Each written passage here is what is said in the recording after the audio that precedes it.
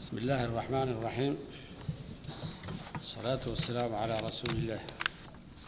Mesdames et messieurs, bien que toutes nouvelles, les éloges et les avantages de la finance islamique ne sont plus à démontrer.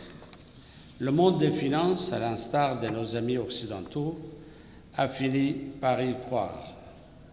Le célèbre édito d'André Comte-Sponville sur la morale et le capitalisme en dit beaucoup.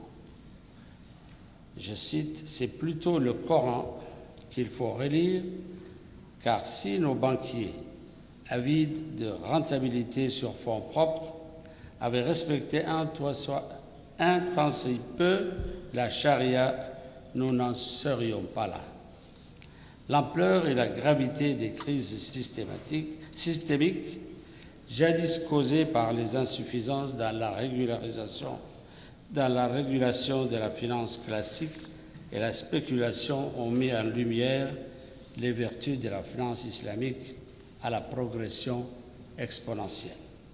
Estimée à près de 2 000 milliards de dollars à travers le monde, la finance islamique gagne du terrain et connaît une croissance rapide de l'ordre de 17% l'an. Toutefois, sa présence en Afrique reste encore très timide. Les actifs attribués au continent sont estimés entre 1 et 2% selon les sources, alors que le continent concentre la moitié des 1,6 milliard de musulmans que compte notre planète. L'Afrique, qui compte aussi 10 des pays dont l'économie connaît la plus forte croissance à travers le monde, constitue un formidable gisement de consommateurs et attire de plus en plus les investissements internationaux, tant ses potentialités économiques sont réelles. C'est pourquoi nous sommes convaincus que la finance islamique peut jouer le rôle de catalyseur dans la mobilisation des ressources financières en Afrique, permettant ainsi la croissance économique et le développement durable. On estime en effet que la région a besoin de près de 93 milliards de dollars pour financer les grands projets d'infrastructure et de production, tandis que les déficits budgétaires nécessitent aussi des ressources additionnelles. Dans le même temps, 2 milliards d'adultes restent exclus du système bancaire à l'échelle mondiale. Et l'Afrique subsaharienne, à elle seule, compte 17% des adultes non bancarisés de la planète. Distingués invités, mesdames et messieurs, tout comme la finance islamique, la République de Djibouti est un pays jeune, dynamique et en pleine croissance. Sa performance économique est élevée et s'est renforcée au cours des dernières années pour atteindre 6% en 2014, et la même performance est attendue au terme de cet exercice. En effet, au cours des 10 dernières années, le nombre de banques est passé de 2 établissements à 10, dont 3 sont de type islamique. Ces dernières font désormais partie intégrante du paysage économique et financier du pays. Leur proximité culturelle et leur volonté d'accompagner les secteurs productifs leur ont permis de capter 16% des actifs du secteur bancaire en quelques années d'activité.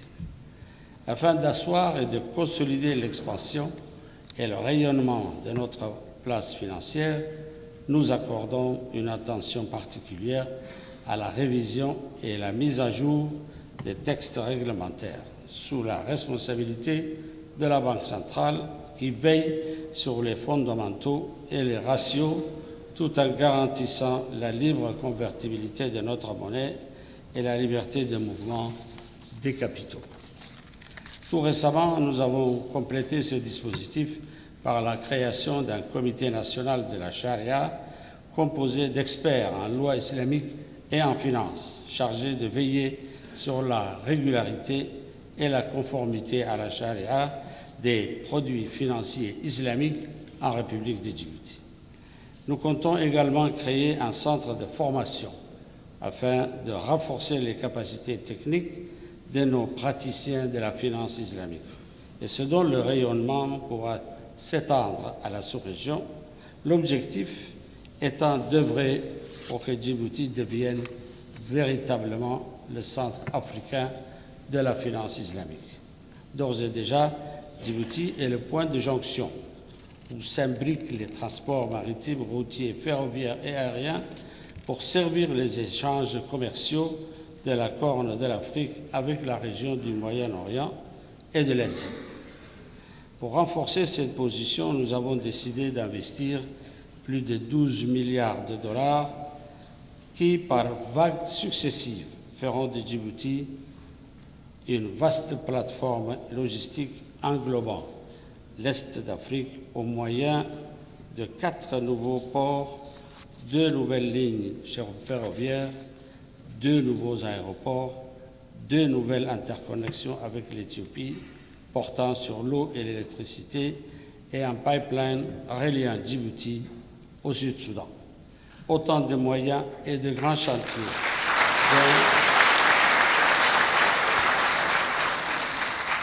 dont la livraison est imminente. Mesdames et Messieurs, en marge de toutes ces réalisations et des efforts consentis, mon gouvernement et moi-même sommes conscients, préoccupés et déterminés à soutenir ceux de nos concitoyens qui restent en proie à la pauvreté et à l'exclusion sociale.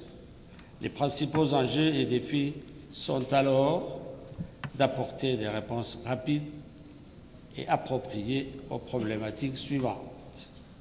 Le financement des petites et moyennes entreprises, principales pourvoyeuses d'emplois et de création de richesses. L'expertise technique et l'intermédiation nécessaires à la levée de fonds publics ou et privés, développement comme le développement des soukouk. L'inclusion financière des plus démunis, notamment la microfinance et le financement des très petites entreprises, sans oublier la promotion de l'entrepreneuriat féminin.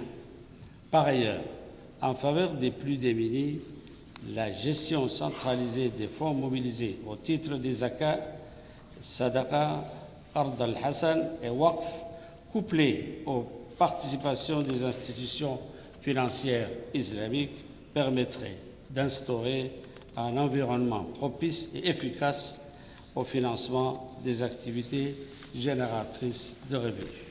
Mesdames et Messieurs, nous attendons beaucoup de ce forum et pour ma part, je reste persuadé que vos réflexions et vos fructueux échanges apporteront les réponses idoines à l'ensemble de ces problématiques pour que la finance islamique puisse trouver la place qui est la sienne et rayonner en Afrique. Finally, ladies and gentlemen, thank you once again for your participation, and I now officially declare the Islamic Finance Summit open. Merci.